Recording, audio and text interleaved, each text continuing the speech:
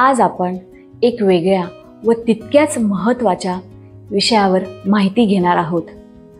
एक औषधी वनस्पती व तिचे कशा प्रकारे आपण फायदे घेऊ शकतो हे आपण आजच्या व्हिडिओमध्ये पाहणार आहोत। व्हिडिओ शेवटपर्यंत नक्की पहा। नमस्ते, स्वानंद मराठीमध्ये आपणा सर्वांचं मनापासून स्वागत। चॅनलवर नवीन असाल तर चॅनलला सबस्क्राइब करा। नवनवीन अपडेट्ससाठी बेल नोटिफिकेशन जरूर प्रेस करा। खरे तर निसर्ग आपल्याला भरभरून देत असतो, पण कदाचित त्या गोष्टीची आपल्याला माहिती नसल्याने आपले त्या गोष्टीकडे दुर्लक्ष होते। आणि तशीच एक औषधी वनस्पती म्हणजे पारिजातक। या आगळ्या वेगळ्या विषयावर बोलण्याचं कारण म्हणजे योग सोबत आपण अशा औषधी वनस्पती, औषधी गुणधर्म असणाऱ्या वनस्पतींचा आपल्या जीवनात उपयोग केला तर बऱ्याच रोगांपासून व गोळ्यांपासून आपण दूर राहू शकतो। आपल्या अंगणात असणारी ही औषधी वनस्पती, हिची अनेक नावे आहेत। पारिजातक, प्राजक्ता, हरसिंगार, शेफालिका, तसेच हिचे अनेक औषधी गुणधर्म व आपल्याला अनेक फायदे मिळतात। त्यातील मुख्य फायदे आपण पाहूयात। अँटी इन्फ्लामेटरी असल्यामुळे सांधेदुखी, संधिवात, शरीरात होणाऱ्या वेगवेगळ्या वेदना यावर अतिशय फायदेशीर आहे। अँटी ॲलर्जिक असल्यामुळे त्वचेच्या विकारांवरही खूप उपयोगी आहे।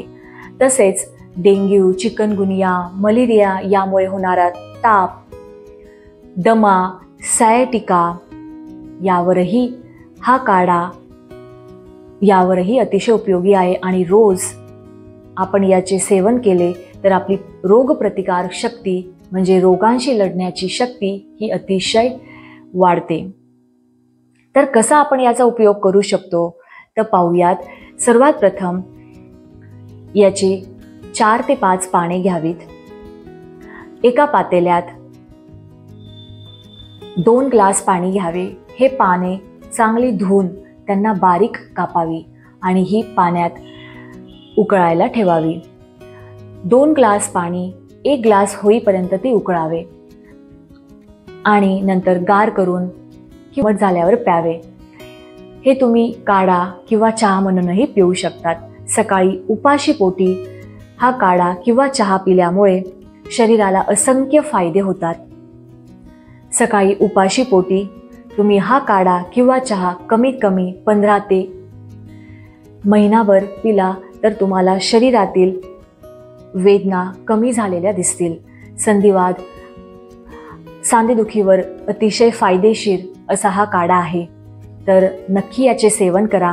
हा काढा किंवा चहा पिल्यामुळे तुमच्या शरीरात काय बदल होत आहेत हे कमेंटद्वारे नक्की कळवा। अशाच नवनवीन व्हिडिओसाठी चॅनलला सबस्क्राइब करा।